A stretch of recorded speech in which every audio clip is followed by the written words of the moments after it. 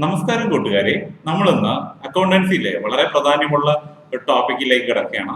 എങ്ങനെയാണ് journal entry തയ്യാറാക്കേണ്ടത് എന്നുള്ളതാണ് നിങ്ങൾ ഇന്ന് പഠിക്കാൻ പോകുന്നത്. അപ്പോൾ എല്ലാവർക്കും ഇന്നത്തെ വീഡിയോയിലേക്ക് സ്വാഗതം. ഈ വീഡിയോയിൽ നിങ്ങൾ എങ്ങനെ വളരെ വ്യത്യസ്തമായിട്ടുള്ള ട്രാൻസാക്ഷൻസിൽ നിന്നും ബിസിനസ് ട്രാൻസാക്ഷൻസിൽ നിന്നും ജേണൽ എൻട്രി എങ്ങനെ തയ്യാറാക്കും എന്നുള്ളതിനെ കുറിച്ചാണ് പഠിക്കാൻ പോകുന്നത്. അപ്പോൾ വളരെ ഇൻട്രസ്റ്റിംഗ് ആയിട്ടുള്ള ഒരു ടോപ്പിക്കാണ്. അതുമല്ല, നിങ്ങളുടെ ഹയർ സ്റ്റഡീസിന് വളരെ ഇമ്പോർട്ടൻ്റ് ആണ്. തീർച്ചയായിട്ടും നിങ്ങളുടെ പരീക്ഷയ്ക്ക് ഫസ്റ്റ് ഇയർ എക്സാമിന് ഒരു ടോപ്പിക് അല്ലെങ്കിൽ ഒരു ക്വസ്റ്റ്യൻ ഈ ഒരു ഏരിയയിൽ നിന്ന് ആയിരിക്കും. അപ്പോൾ അതുകൊണ്ട് തന്നെ അവസാനം വരെ കാണാൻ വേണ്ടി അഭ്യർത്ഥിക്കുകയാണ്. തീർച്ചയായിട്ടും നിങ്ങൾക്ക് ഉപകാരപ്രദമായ ഈ ഒരു വീഡിയോ ഇഷ്ടപ്പെടുകയാണെങ്കിൽ തീർച്ചയായിട്ടും മറ്റുള്ള കൂട്ടുകാർക്കും ഷെയർ ചെയ്യുക. ജേണൽ എന്ന് പറയുന്നത് നിങ്ങൾക്ക് വളരെ വലുതായിട്ട് മനസ്സിലാക്കേണ്ട ഒരു കാര്യമാണ്. കാരണം ഒരു ബിസിനസിന്റെ തുടക്കത്തിൽ തയ്യാറാക്കുന്ന പ്രധാനപ്പെട്ട റെക്കോർഡുകളിൽ, ബുക്കുകളിൽ, അക്കൗണ്ട് ബുക്കുകളിൽ ഒന്നാണ് ജേണൽ. അതുകൊണ്ട് തന്നെ ഇതിനെ ബുക്ക് ഓഫ് ഒറിജിനൽ എൻട്രി എന്ന് അറിയപ്പെടുന്നുണ്ട്. കാരണം ബിസിനസ്സിലെ ട്രാൻസാക്ഷൻസ് എല്ലാം ആദ്യമായി റെക്കോർഡ് ചെയ്യുന്ന ഒരു സ്ഥലം എന്ന് പറയുന്നത് അത് ഈ ഒരു ചെറിയ ബുക്കിലാണ്. അവിടെ വലിയ വലിയ ബിസിനസിന്റെ എല്ലാത്തരം ട്രാൻസാക്ഷൻസിനെയും വളരെ സിസ്റ്റമാറ്റിക് ആയിട്ട് ആദ്യം മുതൽ അവസാനം വരെ ഒരു അക്കൗണ്ടിങ് ഇയറിൽ ആദ്യം മുതൽ അവസാനം വരെ രേഖപ്പെടുത്തി വെക്കുന്നു. അപ്പോൾ ഈ ഒരു ബുക്കിനെ നമ്മൾ ഒറിജിനൽ എൻട്രി എന്ന് പറയുന്നുണ്ട്, ബുക്ക് ഓഫ് ഒറിജിനൽ എൻട്രി എന്ന് പറയുന്നുണ്ട്. ജേണൽ എന്താണെന്ന് ചോദിച്ചു കഴിഞ്ഞാൽ ഒറ്റ സെന്റൻസിൽ പറയാൻ നിങ്ങൾ ശ്രമിക്കുക. It is a book of original entry where transactions are recorded for the first time. ബിസിനസ്സിലെ ട്രാൻസാക്ഷൻസ് ഒക്കെ ആദ്യമായിട്ട് രേഖപ്പെടുത്തുന്ന ഒരു സ്ഥലം എന്ന് പറയുന്നത് അത് ഈ പറയുന്ന ജേണലാണ്. ഇതിൽ നിന്നുമാണ് നമ്മൾ അടുത്ത ലെഡ്ജറുകളിലേക്കും അക്കൗണ്ടുകളിലേക്കും ബിസിനസിന്റെ ട്രാൻസാക്ഷനെ രേഖപ്പെടുത്തുന്നത്. ഇപ്പോൾ ബുക്ക് ഓഫ് ഒറിജിനൽ എൻട്രി എന്ന് പറയാനുള്ള വലിയൊരു കാരണം എന്ന് പറയുന്നത് ആദ്യമായി ഏതു തരം ബിസിനസ്സിനെയും ആ ഒരു ദിവസത്തിന്റെ തുടക്കം മുതൽ അവസാനം വരെ, അല്ലെങ്കിൽ ഒരു ഫിനാൻഷ്യൽ ഇയറിന്റെ തുടക്കം മുതൽ അവസാനം വരെ ഒരു നിമിഷവും അങ്ങോട്ടോ ഇങ്ങോട്ടോ മാറാതെ വളരെ സിസ്റ്റമാറ്റിക് ആയിട്ട് റെക്കോർഡ് ചെയ്യുന്ന ഒരു ബുക്കാണ് ജേണൽ. രണ്ട് തരത്തിലാണ് ജേണൽ എൻട്രി ഉള്ളത്. ജനറൽ ജേണൽ എന്നും സ്പെസിഫിക് ജേണൽ എന്നും രണ്ട് തരത്തിലുള്ള ജേണൽ എൻട്രിയാണ് ഉള്ളത്. അപ്പോൾ ജനറൽ ജേണൽ എന്ന് പറയുന്നത് പൊതുവായിട്ട് എല്ലാത്തരം ബിസിനസ് സ്ഥാപനങ്ങളും തയ്യാറാക്കുന്ന ജേണലാണ്. പ്രത്യേകിച്ച് ചെറിയ ചെറിയ ബിസിനസ് സ്ഥാപനങ്ങൾ അവരുടെ ട്രാൻസാക്ഷൻസ് ജേണലിൽ മാത്രമായിട്ട്, ജനറൽ ജേണലിൽ മാത്രമായിട്ടാണ് തയ്യാറാക്കുക. പക്ഷേ ഇവിടെ സ്പെഷ്യൽ ആയിട്ടുള്ള അല്ലെങ്കിൽ സ്പെസിഫിക് ആയിട്ടുള്ള ജേണൽ നോക്കി, അവിടെ വലിയ വലിയ ബിസിനസ് സ്ഥാപനങ്ങൾ ഓരോരോ തരത്തിലുള്ള, ഇപ്പോൾ ഒരു സ്ഥാപനത്തിൽ വാങ്ങിക്കുന്നതുമായിട്ട് പർച്ചേസുമായി ബന്ധപ്പെട്ടുള്ള എല്ലാ ട്രാൻസാക്ഷനെയും ഒരു പ്രത്യേക ബുക്കിൽ രേഖപ്പെടുത്തും. പ്രത്യേകിച്ച് ക്രെഡിറ്റ് പർച്ചേസുകളെല്ലാം പർച്ചേസ് ഡേ ബുക്ക് എന്നോ അല്ലെങ്കിൽ പർച്ചേസ് ജേണൽ എന്ന് പറയുന്ന ജേണലിൽ രേഖപ്പെടുത്തും. അതോടൊപ്പം തന്നെ ക്രെഡിറ്റ് സെയിൽസുമായിട്ട് ബന്ധപ്പെട്ടുള്ള ട്രാൻസാക്ഷൻസ് എല്ലാം സെയിൽസ് ജേണൽ എന്ന് പറയുന്ന അക്കൗണ്ടിൽ രേഖപ്പെടുത്തും. അങ്ങനെ ജനറൽ ജേണലുമുണ്ട്, സ്പെസിഫിക് ജേണലുമുണ്ട്. സ്പെസിഫിക് ജേണലിന്റെ ലക്ഷ്യം എന്ന് പറയുന്നത് അതിനകത്തുള്ള ഓരോ പ്രത്യേക തരം ട്രാൻസാക്ഷൻസിന്റെയും മൊത്തം തുക കണ്ടെത്താൻ വേണ്ടിയാണ്. കടത്തിന് വിറ്റ മൊത്തം പ്രോഡക്റ്റിന്റെ തുക എത്ര, കടത്തിന് വാങ്ങിയ മൊത്തം പ്രോഡക്റ്റിന്റെ തുക എത്ര, അങ്ങനെ പ്രത്യേകിച്ച് സ്പെഷ്യൽ അല്ലെങ്കിൽ സ്പെസിഫിക് ജേണൽ നമ്മൾ തയ്യാറാക്കും. അതോടൊപ്പം തന്നെ ജേണലൈസിങ് എന്ന് പറയുന്ന ഒരു പ്രോസസ്സ് വളരെ ഇമ്പോർട്ടൻ്റ് ആണ്. എന്താണ് ജേണലൈസിങ്? നമ്മൾ ഒരു ബിസിനസ്സിൽ ഉണ്ടാകുന്ന ട്രാൻസാക്ഷൻസിനെ അത് കണ്ടെത്തുകയും അതിൽ നിന്ന് ഓരോ ട്രാൻസാക്ഷനിൽ നിന്നും രണ്ട് അക്കൗണ്ടുകൾ ഏതാണെന്നുള്ളത് കണ്ടെത്തുകയും അതോടൊപ്പം തന്നെ ആ രണ്ട് അക്കൗണ്ടിലെ സ്വഭാവം എന്താണ്, നാച്ചർ എന്താണ്, ഏത് തരം അക്കൗണ്ടാണ്, അസറ്റ് ആണോ, ലയബിലിറ്റി ആണോ, ക്യാപിറ്റൽ ആണോ, എക്സ്പെൻസ് ആണോ, ഇൻകം ആണോ, ഇതിൽ ഏതിലാണ് അത് വരുന്നത് എന്നുള്ളത് കണ്ടെത്തും. അതോടൊപ്പം തന്നെ അതിൽ നമ്മൾ golden rules of debit and credit apply ചെയ്യുന്നു. നമ്മുടെ അക്കൗണ്ടിങ് റൂൾസ് ആയ ഡെബിറ്റ് ക്രെഡിറ്റ് റൂൾസ് അപ്ലൈ ചെയ്യുന്നു. അങ്ങനെ നമ്മൾ ഒരു സ്റ്റേറ്റ്മെന്റിൽ എല്ലാത്തരം ട്രാൻസാക്ഷൻസിനെയും റെക്കോർഡ് ചെയ്യുന്ന പ്രോസസ്സിന് പറയുന്ന പേരാണ് journalising. Journalising is the process of preparing journal entries എന്നാണ്. അപ്പം നിങ്ങൾക്ക് ഓരോരോ ട്രാൻസാക്ഷൻസും രേഖപ്പെടുത്തുന്ന വിധം മനസ്സിലാക്കിയിരിക്കുക. ഇതാണ് നമ്മൾ പറയുന്ന ജേണൽ എൻട്രിയുടെ കുഞ്ഞ് ഫോർമാറ്റ്. ഇതിൽ നിന്നും നമ്മൾ ഒരുപാട് ട്രാൻസാക്ഷൻസ്, ആയിരക്കണക്കിന് ട്രാൻസാക്ഷൻസ് ഇതിലൂടെ രേഖപ്പെടുത്തി റെക്കോർഡ് ചെയ്ത് പോകും. അതിനെയാണ് നമ്മൾ ജേർണലൈസിങ് എന്ന് പറഞ്ഞത്. അതിന്റെ ഫോർമാറ്റ് നോക്കിയേ, ഡേറ്റ് കോളം, പർട്ടിക്കുലർ കോളം. ഈ പർട്ടിക്കുലർ കോളത്തിൽ നമ്മൾ എന്ത് എഴുതും, ഡേറ്റ് കോളത്തിൽ എന്ത് എഴുതും എന്നുള്ളതൊക്കെ അറിഞ്ഞു വെച്ചിരിക്കുക. ഡേറ്റ് കോളത്തിൽ അന്നുള്ള ട്രാൻസാക്ഷൻ ഏതാണെന്ന് അറിയാൻ വേണ്ടി ഓരോ ദിവസത്തെയും ഡേറ്റ് എഴുതി പോകും. അതോടൊപ്പം തന്നെ ഓരോ ട്രാൻസാക്ഷന്റെയും ഡേറ്റ് എഴുതും. അടുത്ത കോളത്തിലാണെങ്കിലോ പർട്ടിക്കുലർ എന്നാണ്. അവിടെ നമ്മൾ കണ്ടെത്തുന്ന 2 അക്കൗണ്ടുകളെയാണ് നമ്മൾ രേഖപ്പെടുത്തുന്നത്. നമ്മൾ കണ്ടെത്തുന്ന ആ 2 അക്കൗണ്ടുകളെയാണ് രേഖപ്പെടുത്തുന്നത്. അത് ഏതാണ്? ആ അക്കൗണ്ട് എഴുതുമ്പോൾ ആദ്യം ഡെബിറ്റ് ആസ്പെക്റ്റും പിന്നെ ക്രെഡിറ്റ് ആസ്പെക്റ്റുമാണ് രേഖപ്പെടുത്തുന്നത് എന്നുള്ളത് ഓർത്തിരിക്കുക. ആദ്യം ഡെബിറ്റ് ആസ്പെക്റ്റും പിന്നെ ക്രെഡിറ്റ് ആസ്പെക്റ്റുമാണ് രേഖപ്പെടുത്തുന്നത്. പിന്നെ പറയുന്ന നോക്കി L/F, അതിനർത്ഥം ലെഡ്ജർ ഫോളിയോ എന്നാണ്. അപ്പൊ നമ്മൾ ആദ്യമായിട്ട് സ്റ്റാർട്ടഡ് ബിസിനസ് വിത്ത് ക്യാപിറ്റൽ എന്ന് പറയുന്ന, വിത്ത് ക്യാഷ് ഓർ ക്യാപിറ്റൽ എന്ന് പറയുന്ന ട്രാൻസാക്ഷൻ എഴുതുകയാണ്. ക്യാഷും ഉണ്ട് ക്യാപിറ്റലും ഉണ്ട്, 2 അക്കൗണ്ടുകൾ. അപ്പോൾ ഈ പറയുന്ന ക്യാഷ് അക്കൗണ്ട് അല്ലെങ്കിൽ ക്യാപിറ്റൽ അക്കൗണ്ടിന് നമ്മൾ എന്ത് ചെയ്യണം, ഓരോ നമ്പർ കൊടുക്കണം. ആ നമ്പറാണ് ഇവിടെ പറയുന്ന LF, ലെഡ്ജർ ഫോളിയോ നമ്പർ. നമുക്ക് ഓരോ അക്കൗണ്ടിലും എത്രയാണ് തുക വരുന്നത്, വരികയാണോ പോവുകയാണോ ചെയ്യുന്നതെന്നുള്ളതൊക്കെ അവസാനം കണ്ടെത്തുന്നതിന് വേണ്ടി നമ്മൾ ഓരോ ലെഡ്ജർ അക്കൗണ്ട് പ്രത്യേകം തയ്യാറാക്കും. അതിന് കൊടുക്കുന്ന നമ്പറാണ് ലെഡ്ജർ ഫോളിയോ നമ്പർ അല്ലെങ്കിൽ LF എന്ന് ചുരുക്കി വെച്ചിരിക്കുന്നത്. പിന്നെ പറയുന്നത് ഡെബിറ്റ് എമൗണ്ട് ആണ്. ഒരു ട്രാൻസാക്ഷനിൽ ഒരു ഡെബിറ്റ് ആസ്പെക്ട് ഉണ്ടാവും, മറ്റൊരു ക്രെഡിറ്റ് ആസ്പെക്ട് ഉണ്ടാവും എന്നുള്ളത് നമ്മൾ പഠിച്ചു. അപ്പോൾ ആ ഡെബിറ്റ് ആസ്പെക്ടിന്റെ എമൗണ്ട് ഡെബിറ്റ് കോളത്തിലും ക്രെഡിറ്റ് അക്കൗണ്ടിന്റെ എമൗണ്ട് ക്രെഡിറ്റ് കോളത്തിലും എഴുതും. അടുത്ത എക്സാമ്പിൾസിലൂടെ ഏകദേശം 21ഓളം ട്രാൻസാക്ഷൻസ് ഞാൻ എക്സാമ്പിൾസ് ആയിട്ട് ഉണ്ടാക്കിയിട്ടുണ്ട്. ആ നിർമ്മിച്ചിട്ടുള്ള ഓരോ ജേണൽ എൻട്രിയും നിങ്ങൾക്ക് എന്താണ് ജേണലൈസിങ് എന്നുള്ള വ്യക്തമായിട്ടുള്ള ഒരു എക്സ്പ്ലനേഷൻ നൽകും. നമുക്ക് നോക്കാം. എന്നിട്ട് നമ്മൾ ആ ജേണൽ എൻട്രിയിൽ തയ്യാറാക്കിയിരിക്കുന്ന കാര്യങ്ങൾ അത്രയും ഈ ഇതാണ് ലെഡ്ജർ അക്കൗണ്ടിന്റെ ഒരു ഫോർമാറ്റ് എന്ന് പറയുന്നത്. ഇവിടെ ഡെബിറ്റ് സൈഡും ഉണ്ട് ക്രെഡിറ്റ് സൈഡും ഉണ്ട്. ഇടത് സൈഡിനെ ഡെബിറ്റ് സൈഡ് എന്നും വലത് സൈഡിനെ ക്രെഡിറ്റ് സൈഡ് എന്നാണ് പറയുന്നത്. അപ്പോൾ ഈ ഇതിലേക്ക് ജേണൽ എൻട്രിയിൽ നിന്ന് ലെഡ്ജറിലേക്കാണ് ട്രാൻസ്ഫർ ചെയ്യുന്നത്. എന്താണ് ലെഡ്ജർ എന്നുള്ളതൊക്കെ നമുക്ക് അടുത്ത ദിവസം പഠിക്കാം. ആദ്യം നമുക്ക് ഓരോ ട്രാൻസാക്ഷൻസിലും എന്തൊക്കെയാണ് 2 അക്കൗണ്ടുകൾ, അതിനെന്ത് ചെയ്യണം, ഡെബിറ്റ് ചെയ്യണോ ക്രെഡിറ്റ് ചെയ്യണോ എന്നുള്ളത് നോക്കി ജേണൽ എൻട്രി തയ്യാറാക്കുന്നത് നോക്കാം.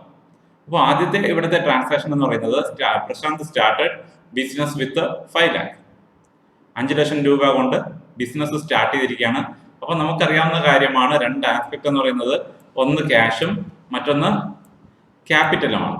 2 അക്കൗണ്ടുകൾ, ഒന്ന് ക്യാഷും രണ്ടാമത്തത് ക്യാപിറ്റലുമാണ്. അപ്പോൾ ക്യാഷ് ഇവിടെ കൂടിയിരിക്കുകയാണ് ചെയ്യുന്നത്, ക്യാപിറ്റലും കൂടിയിരിക്കുകയാണ്. അപ്പോൾ ക്യാഷ് കൂടുമ്പോൾ നമ്മൾ എന്ത് ചെയ്യും, ഡെബിറ്റ് ചെയ്യും. ക്യാഷ് കൂടുമ്പോൾ ഡെബിറ്റ് ചെയ്യും. ക്യാപിറ്റലിന് ക്രെഡിറ്റ് ആണ്. ഞാൻ പറഞ്ഞു, നമ്മൾ ജേണൽ എൻട്രിയുടെ പർട്ടിക്കുലർ കോളത്തിൽ ആദ്യം എഴുതുന്നത് ഡെബിറ്റ് ആസ്പെക്റ്റ് ആണ്.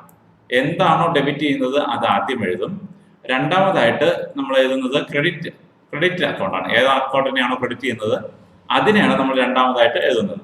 അതിന് മുമ്പായിട്ട് ഒരു 2 എന്നുള്ള ഒരു സിമ്പലൂടെ നമ്മൾ വയ്ക്കും. എന്തിനാണെന്നുള്ളത് നിങ്ങൾക്ക് ലെഡ്ജർ പ്രിപ്പയർ ചെയ്യുമ്പോൾ മനസ്സിലാവും. അപ്പോൾ ഇവിടെ 2 അക്കൗണ്ട് ഏതൊക്കെയാണ്, ക്യാഷും ക്യാപിറ്റലുമാണ്. അപ്പോൾ ക്യാഷ് അക്കൗണ്ട് ഡെപ്റ്റർ, ക്യാഷ് അക്കൗണ്ടിന് ഡെബിറ്റ് ടു ക്യാപിറ്റൽ, അങ്ങനെ വേണം പറയാം. Cash account debtor to capital, journal entry പറയുമ്പോൾ അങ്ങനെ വേണം നമ്മൾ പറയാം. Cash account debtor to capital. അടുത്ത് ഡെബിറ്റ് എമൗണ്ട് എവിടെ എഴുതും, ഡെബിറ്റ് എമൗണ്ട് കോളത്തിലും. ക്രെഡിറ്റ് എമൗണ്ട് നമ്മൾ എവിടെ എഴുതും, ക്രെഡിറ്റ് എമൗണ്ട് കോളത്തിലും എഴുതും. പിന്നെ ഇവിടെ ഒരു ചെറിയ സ്റ്റേറ്റ്മെന്റ്, ആ ട്രാൻസാക്ഷൻ എന്താണെന്ന് കാണിക്കുന്ന ചെറിയ ഒരു സ്റ്റേറ്റ്മെന്റ് നമ്മൾ എഴുതുന്നുണ്ട്. അത് കാണുമ്പോൾ ആ നരേഷൻ, ഇതിനെ നറേഷൻ എന്നാണ് പറയുന്നത്, ആ നരേഷനിൽ നിന്നും നമുക്ക് മനസ്സിലാക്കാൻ പറ്റും എന്ത് ട്രാൻസാക്ഷൻ ആണ് അവിടെ നടന്നത്. അപ്പോൾ ഈ ഒരു ജേണൽ എന്ന് പറയുന്ന ഹെഡിങ് മുതൽ ഇത്രയും ഏരിയ ആണ് നമുക്ക് ജേണൽ എൻട്രിയുടെ ഫോർമാറ്റ് ആയിട്ട് ഉള്ളത്.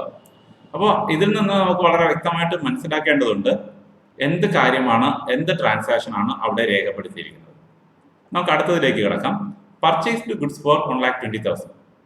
Purchased goods four 1,20,000. എന്തൊക്കെയാണ് 2 അക്കൗണ്ടുകൾ, പർച്ചേസും മറ്റൊന്ന് ക്യാഷുമാണ്. പർച്ചേസ് എന്ന് പറയുന്നത് എക്സ്പെൻസ് ആണ്, എക്സ്പെൻസ് കൂടിയത് കൊണ്ട് നമ്മൾ എന്ത് ചെയ്തു? ഡെബിറ്റ് ചെയ്തു. ഡെബിറ്റ് എമൗണ്ട് കോളത്തിൽ കാണിച്ചു. കാശ് എന്ത് ചെയ്തു? ക്യാഷ് കുറഞ്ഞു. ക്യാഷ് അസറ്റ് കുറഞ്ഞുകൊണ്ട് നമ്മൾ അതിനെ എന്ത് ചെയ്തു? ക്രെഡിറ്റ് ചെയ്തു. അതുപോലെ നവലേഷൻ എഴുതിയിട്ടുണ്ട് പർച്ചേസ് ഗുഡ്സ് ഫോർ ക്യാഷ്. ഇതൊരു ക്യാഷ് ട്രാൻസാക്ഷൻ ആയിരുന്നു. അപ്പോൾ അവിടെ എക്സ്പെൻസ് കൂടിയത് കൊണ്ട് നമ്മൾ ഡെബിറ്റ് ചെയ്തു. ക്യാഷ് അസറ്റ് കുറഞ്ഞുകൊണ്ട് ക്രെഡിറ്റ് ചെയ്തു. അടുത്ത് നോക്കിയാൽ പർച്ചേസ്ഡ് ഫർണിച്ചർ ഫോർ 80,000. അപ്പോൾ ഒന്നാമത്തെ അക്കൗണ്ട് എന്ന് പറയുന്നത് ഫർണിച്ചർ അക്കൗണ്ടാണ്. ആ അക്കൗണ്ട് ഫർണിച്ചർ കൂടി, അതുകൊണ്ട് അതിനെ ഡെബിറ്റ് ചെയ്തു. അതേസമയം ക്യാഷ് ആ സ്ഥാപനത്തിൽ കുറഞ്ഞു, അതുകൊണ്ട് അതിനെ ക്രെഡിറ്റ് ചെയ്തു. മനസ്സിലായല്ലോ? അതോടൊപ്പം തന്നെ പർച്ചേസ്ഡ് ഗുഡ്സ് ഫ്രം പ്രിൻസ്. അപ്പോൾ ഇവിടെ കാശ് കൊടുത്തതായിട്ടൊന്നും പറയുന്നില്ല. Purchased goods from Prince that ആ ഒരു ട്രാൻസാക്ഷൻ ക്രെഡിറ്റ് ട്രാൻസാക്ഷൻ ആണ്. ക്രെഡിറ്റ് ട്രാൻസാക്ഷൻ ആണ്. ഇതിനു മുമ്പ് നമ്മൾ പറഞ്ഞതൊക്കെ ക്യാഷ് ട്രാൻസാക്ഷൻ ആണ്. അപ്പോൾ ഇവിടെ പർച്ചേസ്ഡ് ഗുഡ്സ് ഫ്രം പ്രിൻസ് 60,000. ഒന്നാമത്തെ അക്കൗണ്ട് എന്ന് പറയുന്നത് പർച്ചേസ് അക്കൗണ്ട് ആണ്. എക്സ്പെൻസ് കൂടിയതുകൊണ്ട് നമ്മൾ ഡെബിറ്റ് ചെയ്യുന്നു. അതോടൊപ്പം തന്നെ രണ്ടാമത്തെ അക്കൗണ്ട് എന്ന് പറയുന്നത് പ്രിൻസ് ആണ്. പ്രിൻസ് ആരാണ് ഈ ഒരു ട്രാൻസാക്ഷനിൽ? ക്രെഡിറ്റർ ആണ്. ആരാണോ ഗുഡ്സ് കടത്തിന് വിറ്റത് അയാൾ ക്രെഡിറ്റർ ആണ്. അപ്പോൾ ക്രെഡിറ്റർ ലയബിലിറ്റി ആണ്. ഇവിടെ ലയബിലിറ്റി കൂടി. ലയബിലിറ്റി കൂടുമ്പോൾ നമ്മൾ എന്ത് റൂളാണ് അപ്ലൈ ചെയ്യുക? യെസ്, ലയബിലിറ്റി കൂടുമ്പോൾ അതിനെ ക്രെഡിറ്റ് ചെയ്യും. നിങ്ങൾക്ക് അറിയാമല്ലോ, ഒരു ട്രാൻസാക്ഷനിൽ നിന്ന് ഒരു ഡെബിറ്റും ഒരു ക്രെഡിറ്റ് ആസ്പെക്റ്റ് ആയിരിക്കും നമുക്ക് കണ്ടെത്താൻ പറ്റുക. അപ്പോൾ ഇതൊരു ക്രെഡിറ്റ് ട്രാൻസാക്ഷൻ ആണ് എന്നുള്ളത് ഓർമ്മയിരിക്കട്ടെ. അടുത്ത് പറയുന്നത് എന്താണ്? Purchased goods four credit. അവിടെ എടുത്തു പറയുന്നുണ്ട്, പക്ഷേ ആ ക്രെഡിറ്ററുടെ പേരില്ല. ആരാണോ കടത്തിന് വിറ്റത് അയാളുടെ പേര് ഇല്ല. അപ്പോൾ നോക്കി, ഒന്നാമത്തെ അക്കൗണ്ട് എന്ന് പറയുന്നത് പർച്ചേസ് അക്കൗണ്ട് ആണ്. എക്സ്പെൻസ് കൂടിയതുകൊണ്ട് നമ്മൾ അതിനെ ഡെബിറ്റ് ചെയ്തു. രണ്ടാമത്തെ അക്കൗണ്ട് ക്രെഡിറ്റർ ആണ്. ലയബിലിറ്റി കൂടി, സ്ഥാപനത്തിന്റെ ലയബിലിറ്റി കൂടി, അതുകൊണ്ട് നമ്മൾ അതിനെ ക്രെഡിറ്റ് ചെയ്തു. Sold goods for 1,60,000. നമ്മൾ കാശിന് പ്രോഡക്ട്സ് വിറ്റു. അപ്പോൾ കാശ് വരികയാണ്, സ്ഥാപനത്തിലേക്ക് കാശ് വരികയാണ് ചെയ്തത്. അസറ്റ് ഇൻക്രീസ് ചെയ്തു, അതുകൊണ്ട് ഡെബിറ്റ്. അതോടൊപ്പം തന്നെ സെയിൽസ് എന്ന് പറയുന്നത് ഇൻകം ആണ് അല്ലേ? അപ്പോൾ സെയിൽസ് എന്ത് ചെയ്തു? കൂടി. സെയിൽസ് കൂടി, അപ്പോൾ നമ്മൾ എന്ത് ചെയ്യും? അതിനെ ക്രെഡിറ്റ് ചെയ്യും. സോൾഡ് ഗുഡ്സ് ഫോർ ക്രെഡിറ്റ്, അപ്പോൾ ക്രെഡിറ്റ് ട്രാൻസാക്ഷൻ ആണ്. അപ്പോൾ ഇവിടെ കാശ് വരില്ല, കാരണം കടത്തിനാണ് വിറ്റിരിക്കുന്നത്. അപ്പോൾ കടത്തിന് സാധനം വാങ്ങിച്ച, പ്രോഡക്റ്റ് വാങ്ങിച്ച ആളിനെ പറയുന്ന പേരാണ് ഡെപ്റ്റർ. ഡെപ്റ്റർ അസറ്റ് ആണെന്ന് അറിയാമല്ലോ, കറണ്ട് അസറ്റ് ആണ്. അത് കൂടി, ഡെപ്റ്റർ കൂടി. കടത്തിന് പ്രോഡക്റ്റ് വാങ്ങിച്ച ആളാണ് ഡെപ്റ്റർ, അത് കൂടി. Asset കൂടിയോണ്ട് debit. സെയിൽസ് നമ്മൾ പറഞ്ഞു ഇൻകം ആണ്. ഇൻകം കൂടിയത് കൊണ്ട് ക്രെഡിറ്റ്. അതേപോലെ സോൾഡ് ഗുഡ്സ് ടു പ്രിജൻ. ഇവിടെ ആർക്കാണ് കടത്തിന് വിറ്റതെന്ന് പേര് പറയുന്നുണ്ട്. പ്രിജനാണ് കടത്തിന് സാധനം വാങ്ങിച്ചയാള്. അപ്പോൾ ഡെപ്റ്ററിന്റെ പേരുണ്ട്, ഡെപ്റ്ററിന്റെ പേരുണ്ട് എങ്കിൽ തന്നെയും ഡെപ്റ്റർ അസറ്റ് ആണ്, അത് കൂടുന്നുണ്ട്. അപ്പോൾ അതിനെ ഡെബിറ്റ് ചെയ്തു. സെയിൽസ് നമ്മൾ പറഞ്ഞു കഴിഞ്ഞു ഇൻകം ആണ്. ഇൻകം കൂടിയതുകൊണ്ട് അതിനെ ക്രെഡിറ്റ് ചെയ്തു. കൂട്ടുകാർക്ക് മനസ്സിലാവുന്നുണ്ടല്ലോ അല്ലേ? അടുത്തത് സോൾഡ് ഫർണിച്ചർ. നമ്മൾ എന്ത് പ്രോഡക്റ്റ് വിറ്റാലും, അതിപ്പോൾ സോൾഡ് ഗുഡ്സ് എന്നായാലും സോൾഡ് ഫർണിച്ചർ എന്നായാലും നമ്മൾ എടുക്കുന്ന രണ്ട് ആസ്പെക്റ്റുകൾ ക്യാഷും സെയിൽസും ആയിരിക്കും. പക്ഷെ പർച്ചേസ്ഡ് ഫർണിച്ചർ എന്ന് പറയുമ്പോൾ നമ്മൾ എന്താ എടുക്കുക? അവിടെ നമ്മൾ എടുക്കുന്നത് ഫർണിച്ചർ തന്നെയാണ്. പക്ഷെ ഇവിടെ നമ്മൾ അത് ചെയ്യുന്നത് നമുക്ക് ടോട്ടൽ സെയിൽസ് അറിഞ്ഞാൽ മതി. എന്ത് വിറ്റു എന്നുള്ളതിന് പ്രാധാന്യമില്ല, എത്ര രൂപയ്ക്ക് വിറ്റു എന്നുള്ളതിനാണ് പ്രാധാന്യം. അവിടെ ക്യാഷ് അക്കൗണ്ട് ഡെറ്റർ, ക്യാഷ് വന്നു, ഫർണിച്ചർ വിറ്റപ്പോൾ ക്യാഷ് വന്നു, അതുകൊണ്ട് അതിന് ഡെബിറ്റ്. സെയിൽസ് ഇൻകം കൂടി, അതുകൊണ്ട് അതിന് ക്രെഡിറ്റ്. അടുത്ത ട്രാൻസാക്ഷൻ ബാങ്ക് അക്കൗണ്ട് ഓപ്പൺ ചെയ്തു. നമ്മുടെ ബിസിനസ് സ്ഥാപനം ഒരു ബാങ്ക് അക്കൗണ്ട് ഓപ്പൺ ചെയ്തു. അപ്പോൾ കയ്യിലുള്ള 2 ലക്ഷം കൊടുത്തിട്ടാണ് ബാങ്ക് അക്കൗണ്ട് ഓപ്പൺ ചെയ്തിരിക്കുന്നത്. അതുകൊണ്ട് തന്നെ എന്താണ് ബാങ്ക് അക്കൗണ്ട് ഡെപ്റ്റർ എന്ന് വെച്ച് കഴിഞ്ഞാൽ ഫേമിന്റെ ബാങ്ക് അക്കൗണ്ടിന് എമൗണ്ട് കൂടി, അതേസമയം കയ്യിലിരുന്ന കാശ് പോവുകയും ചെയ്തു അല്ലേ? സ്ഥാപനത്തിന്റെ കയ്യിലിരുന്ന കാശ് കുറഞ്ഞു. അപ്പോൾ കാശ് കുറഞ്ഞതുകൊണ്ട് ക്യാഷ് ഡിക്രീസ് ക്രെഡിറ്റ്.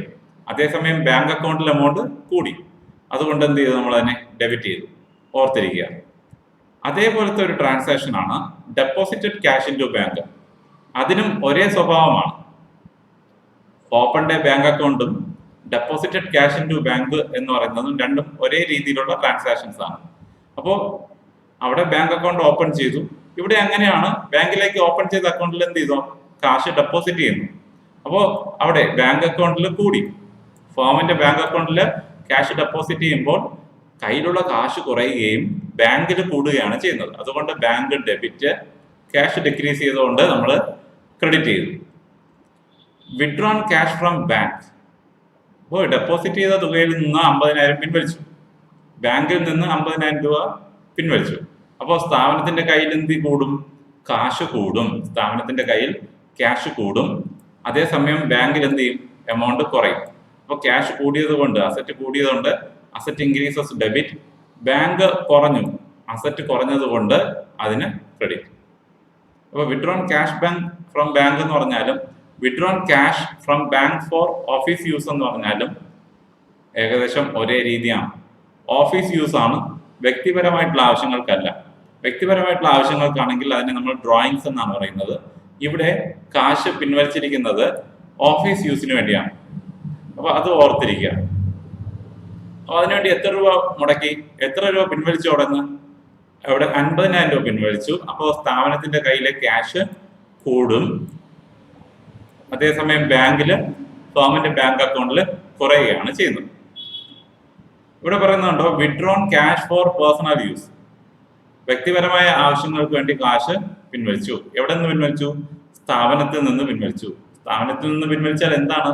അത് ക്യാപിറ്റലിൽ നിന്നും പിൻവലിക്കുന്നതിന് തുല്യമാണ്. അപ്പൊ നോക്കി, ഒന്നാമത്തെ ആസ്പെക്ട് എന്ന് പറയുന്നത് ഡ്രോയിങ്സ് ആണ്. ഡ്രോയിങ്സിന്റെ എമൗണ്ട് കൂടി, അപ്പൊ അതിന് 60,000 രൂപ. അടുത്ത് എന്ത് കുറഞ്ഞു? സ്ഥാപനത്തിൽ നിന്ന്, സ്ഥാപനത്തിന്റെ ക്യാപിറ്റലിൽ നിന്നുള്ള തുക കുറഞ്ഞു, അപ്പൊ ക്യാഷ് കുറഞ്ഞു 60,000 രൂപ. അപ്പൊ ക്യാഷ് കുറഞ്ഞുകൊണ്ട് അതിനെ ക്രെഡിറ്റ് ചെയ്തു. അപ്പൊ ഇതും പേഴ്സണൽ യൂസിന് വേണ്ടിയാണ്. മുൻപേയുള്ള ട്രാൻസാക്ഷൻ എന്ന് പറയുന്നത് ഓഫീസ് യൂസിന് വേണ്ടിയുള്ളതായിരുന്നു.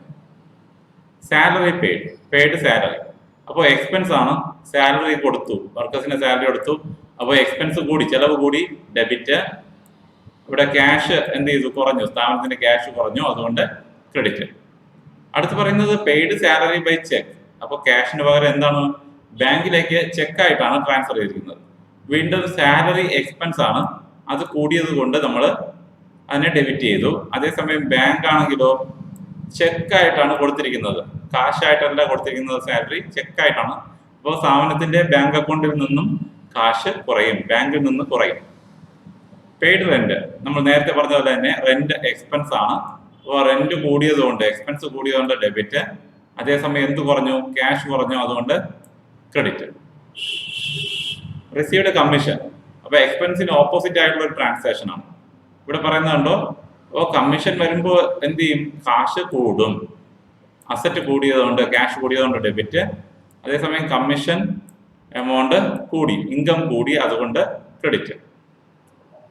റിസീവ്ഡ് കമ്മീഷൻ ബൈ ചെക്ക്, ഇപ്രാവശ്യം പറയുന്നത് കമ്മീഷൻ ചെക്കായിട്ടാണ് സ്വീകരിച്ചിരിക്കുന്നത്. അപ്പോൾ ഇവിടെ എന്താണ് പറയുക? സ്ഥാപനത്തിന്റെ ബാങ്ക് അക്കൗണ്ടിലേക്കായിരിക്കും ആ എമൗണ്ട് വരിക. അപ്പോൾ എന്ത് ചെയ്യും? ബാങ്ക് കൂടും, ബാങ്കിലെ എമൗണ്ട് കൂടും, അതോടൊപ്പം തന്നെ കമ്മീഷന്റെ എമൗണ്ടും കൂടും. അപ്പോൾ അതാണ് അതിന്റെ ഒരു logic. Cash paid to Prince, പ്രിൻസിന് ക്യാഷ് കൊടുത്തു. നോക്കിയേ, പ്രിൻസ് ആരായിരുന്നു? ക്രെഡിറ്റർ. ക്രെഡിറ്ററിന്റെ എമൗണ്ട് കുറഞ്ഞു, ലയബിലിറ്റി കുറയുമ്പോൾ അതിനെ നമ്മൾ എന്ത് ചെയ്യും? ഡെബിറ്റ് ചെയ്യും. അടുത്ത് പറയുന്നത് എന്താ? പ്രിൻസിന് കാശ് കൊടുക്കുമ്പോൾ കാശ് കുറയും, അതുകൊണ്ട് അതിനെ credit. Cash received from Prijin, കടത്തിന് വാങ്ങിച്ച ആളായിരുന്നു, ഡെപ്റ്റർ ആയിരുന്നു പ്രിജിൻ. അപ്പോൾ പ്രിജിന്റെ കയ്യിൽ നിന്ന് ക്യാഷ് കിട്ടി, അപ്പോൾ ക്യാഷ് കൂടുകയാണ് ചെയ്യുന്നത്. നമ്മൾ അതിനെ എന്ത് ചെയ്തു? ഡെബിറ്റ് ചെയ്തു. അതോടൊപ്പം തന്നെ പ്രിജിൻ ഡെപ്റ്ററിന്റെ എമൗണ്ട് കുറയുന്നു, ലയബിലിറ്റി അസറ്റിന്റെ എമൗണ്ട് കുറയുന്നു, അതുകൊണ്ട് നമ്മൾ ക്രെഡിറ്റ് ചെയ്യും. കൂട്ടുകാരെ, ഇങ്ങനെ ഓരോ അക്കൗണ്ടിൽ നിന്നും രണ്ട് അക്കൗണ്ട് ഏതാണ്, അതിന്റെ നാച്ചർ എന്താണ്, അസറ്റ് ആണോ, ലയബിലിറ്റി ആണോ, ക്യാപിറ്റൽ ആണോ, ഇൻകം ആണോ, എക്സ്പെൻസ് ആണോ എന്നുള്ളത് കണ്ടെത്തിയിട്ട് accounting rules, debit credit rules കൊടുത്തുകൊണ്ട് അത് രേഖപ്പെടുത്താനുള്ള കഴിവ് വേണം. എങ്കിൽ മാത്രമേ നമുക്ക് ജേണൽ എൻട്രി വളരെ എളുപ്പത്തിൽ തയ്യാറാക്കാൻ പറ്റുകയുള്ളൂ. നമുക്കൊരു പ്രോബ്ലം ചെയ്താലും കുറച്ചുകൂടെ വ്യത്യസ്തമായിട്ടുള്ള കുറേ ട്രാൻസാക്ഷൻസ് വെച്ചുകൊണ്ട് നമുക്ക് ഒരു പ്രോബ്ലം കംപ്ലീറ്റ് ജേണൽ എൻട്രി, ഒരു ജേണൽ ഒരു വലിയ സ്റ്റേറ്റ്മെന്റ് ആയിട്ട് എങ്ങനെ തയ്യാറാക്കാം എന്നുള്ളത് നോക്കാം. അപ്പോൾ കൂട്ടുകാരെ, നമുക്ക് ഓരോ ട്രാൻസാക്ഷൻസും നോക്കി അതിന് എങ്ങനെയാണ് ജേണൽ എൻട്രി തയ്യാറാക്കേണ്ടത് എന്നുള്ളത് ഈ ഒരു പ്രോബ്ലത്തിലൂടെ മനസ്സിലാക്കാം. അപ്പോൾ ഇവിടെ വലിയ ഒരു സ്റ്റേറ്റ്മെന്റ് ആയിട്ട് നമ്മൾ ജേണൽ എൻട്രി എങ്ങനെ തയ്യാറാക്കുന്നു എന്നുള്ളതാണ് നോക്കാൻ പോകുന്നത്. അപ്പോൾ ആദ്യത്തെ ട്രാൻസാക്ഷൻ നോക്കിയേ, business started with rupees 1,50,000. Business started with rupees 1,50,000. അപ്പൊ നമുക്ക് നേരത്തെ അറിയാം ഇതില് ക്യാഷ് ഉണ്ട്, ക്യാപിറ്റൽ ഉണ്ട്. അപ്പൊ cash account debtor to capital credit. അപ്പൊ ക്യാഷ് അക്കൗണ്ട് ഡെബിറ്റ്, ക്യാപിറ്റൽ അക്കൗണ്ടിന് ക്രെഡിറ്റ് ആണ്. നറേഷൻ നമ്മൾ എഴുതിയിട്ടുണ്ട്. രണ്ടാമത് എന്താ പറയുന്നത്, goods purchased from Manisha, credit transaction ആണ്. അപ്പോൾ പർച്ചേസ് എക്സ്പെൻസ് ആണ്, കൂടിയത് കൊണ്ട് നമ്മൾ എന്ത് ചെയ്യും, ഡെബിറ്റ് ചെയ്യും. അതേസമയം മനീഷയോ അത് ലയബിലിറ്റി ആണ്, അത് കൂടിയത് കൊണ്ട് ക്രെഡിറ്റ് ചെയ്യുന്നു. ക്രെഡിറ്റർ ആണ് Manisha. Stationery purchased for cash 2200, stationery asset ആണ്. അസറ്റ് പർച്ചേസ് ചെയ്യുമ്പോൾ അസറ്റ് കൂടും, ഡെബിറ്റ് ചെയ്യും. അതേസമയം ക്യാഷ് കുറയുകയാണ് ചെയ്യുന്നത്. അസറ്റ് കുറഞ്ഞതുകൊണ്ട് എന്ത് ചെയ്തു, നമ്മളതിനെ ക്രെഡിറ്റ് ചെയ്തു. നാലാമത്തെ നോക്കിയേ, open A bank account with SBI. ഏത് ബാങ്ക് ആയിക്കോട്ടെ, ബാങ്ക് അക്കൗണ്ട്, ബാങ്കിന് പ്രാധാന്യം, ശേഷം നമ്മൾ ബാങ്ക് അക്കൗണ്ടിനാണ് പ്രാധാന്യം. അപ്പോൾ ബാങ്കിലേക്ക് ക്യാഷ് വരുന്നു, ഡെബിറ്റ് ചെയ്യും, ക്യാഷ് കൂടി അവിടെ. അതേസമയം ഫേമിന്റെ കയ്യിലുള്ള ക്യാഷ് കുറഞ്ഞു, അതുകൊണ്ട് ക്രെഡിറ്റ് ചെയ്തു. Goods sold to Priya for 16,000. പ്രിയക്ക് എന്ത് ചെയ്തു, ഗുഡ്സ് വിറ്റു, പക്ഷെ അത് ക്രെഡിറ്റ് ട്രാൻസാക്ഷൻ ആണ്. പ്രിയ ആരാണ്, ഡെപ്റ്റർ. ഡെപ്റ്റർ കൂടി, അസറ്റ് കൂടിയത് കൊണ്ട് ഡെബിറ്റ്. സെയിൽസ് ഇൻകം ആണ്, ഇൻകം കൂടിയത് കൊണ്ട് ക്രെഡിറ്റ്. അടുത്തൊരു ട്രാൻസാക്ഷൻ നോക്കി, received a cheque of ₹16,000 from Priya. അപ്പോൾ വിറ്റതിന്റെ കാശ് പ്രിയ കൊടുത്തു, അപ്പോൾ ചെക്കാണ് കിട്ടിയത്. അപ്പോൾ ബാങ്കിലേക്കാണ് എമൗണ്ട് വരുന്നത്. ബാങ്കിലെ എമൗണ്ട് കൂടി, ബാങ്ക് കൂടിയത് കൊണ്ട് ഡെബിറ്റ്. പ്രിയ ആരാണ്, ഡെപ്റ്റർ ആണ്. അസറ്റ് കുറഞ്ഞത് കൊണ്ട് അതിന് ക്രെഡിറ്റ്. സോൾഡ് ഗുഡ്സ് ടു നിധി, കടത്തിന് നിധിക്ക് സാധനം വിറ്റു. നോക്കിയേ, നിധി ഡെപ്റ്റർ ആണ്, ഡെപ്റ്റർ കൂടി, ഡെബിറ്റ്. സെയിൽസ് ഇൻകം ആണ്, ഇൻകം കൂടിയത് കൊണ്ട് ക്രെഡിറ്റ്. ഓർത്തിരിക്കുക, നിധി പേയ്സ് ₹14,000. നിധി എന്ത് ചെയ്തു, കടത്തിന് വാങ്ങിച്ചതിന്റെ കാശ് കൊടുത്തു. അപ്പോൾ ക്യാഷ് ഓർഗനൈസേഷനിലേക്ക് കൂടും. Cash account debtor to Nidhi. Nidhi ആരാണ്, ഡെപ്റ്റർ ആണ്. ഡെപ്റ്ററിന്റെ എമൗണ്ട് കുറഞ്ഞത് കൊണ്ട് അതിന് credit. Purchased goods for ₹20,000 on credit from Ritu. ഋതുവിന്റെ കയ്യിൽ നിന്നും കടത്തിന് സാധനം വാങ്ങിച്ചു. അപ്പോൾ ട്രാൻസാക്ഷൻ ക്രെഡിറ്റ് ട്രാൻസാക്ഷൻ ആണ്. Purchase account debtor to Ritu, അതാണ് എൻട്രി. ഓർത്തിരിക്കുക, പർച്ചേസ് അക്കൗണ്ട് ഡെബിറ്റ് ആണ്, എക്സ്പെൻസ് കൂടി. Insurance paid by cheque, insurance ചെക്കായിട്ട് കൊടുത്തു. അപ്പോൾ ബാങ്കിലേക്കാണ് എമൗണ്ട് പോകുക. ഇൻഷുറൻസ് പ്രീമിയം എക്സ്പെൻസ് ആണ്, എക്സ്പെൻസ് കൂടിയോണ്ട് ഡെബിറ്റ്. ബാങ്കിലേക്ക് എമൗണ്ട് വരികയാണ്, അതിന് ക്രെഡിറ്റ്. ബാങ്കിൽ നിന്ന് എമൗണ്ട് പോവുകയാണ്, അതുകൊണ്ട് ചെക്കായിട്ടാണ് കൊടുത്തത്, അതുകൊണ്ട് ബാങ്കിൽ നിന്ന് എമൗണ്ട് പോകുന്നു, ഇൻഷുറൻസ് എക്സ്പെൻസ് കൂടി. പെയ്ഡ് റെന്റ്, വാടക കൊടുത്തു, എന്താണ്, എക്സ്പെൻസ് കൂടി. അപ്പോൾ റെന്റിന് ഡെബിറ്റ്, ക്യാഷ് കയ്യിൽ നിന്ന് പോയി, അതുകൊണ്ട് അതിനെ നമ്മൾ അസറ്റ് കുറഞ്ഞുകൊണ്ട് ക്രെഡിറ്റ് ചെയ്യുന്നു. Goods costing 1,500 given as salary, given as charity.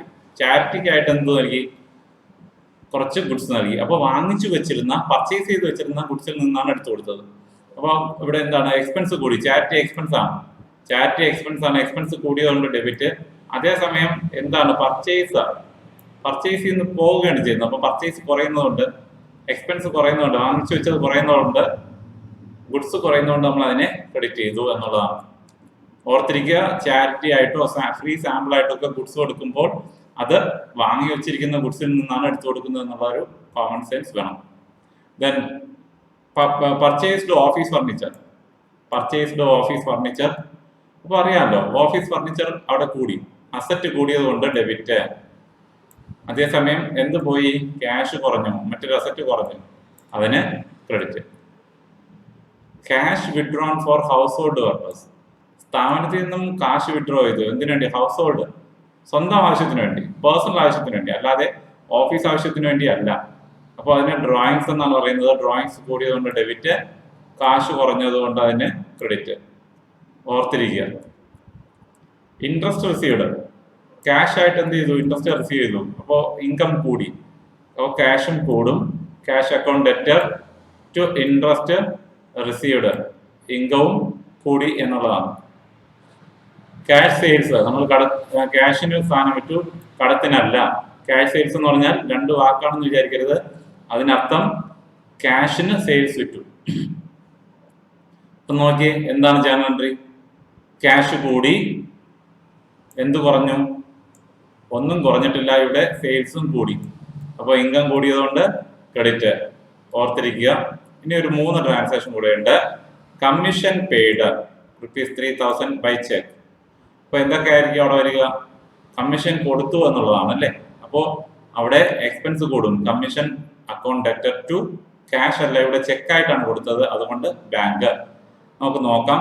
Telephone bill paid by cash, ചെക്കല്ല, ടൈപ്പിംഗ് എററാണ്.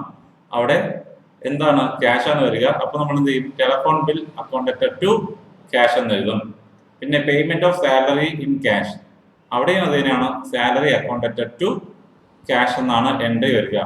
നോക്കി, അപ്പൊ കമ്മീഷൻ ചെക്കായിട്ട് കൊടുത്തു, അതുകൊണ്ട് എക്സ്പെൻസ് കൂടി ഡെബിറ്റ്. അത് ചെക്കായിട്ട് കൊടുത്തുകൊണ്ട് ബാങ്ക് വഴിയാണ് പോകുന്നത്, ബാങ്കിലെ ക്രെഡിറ്റ്.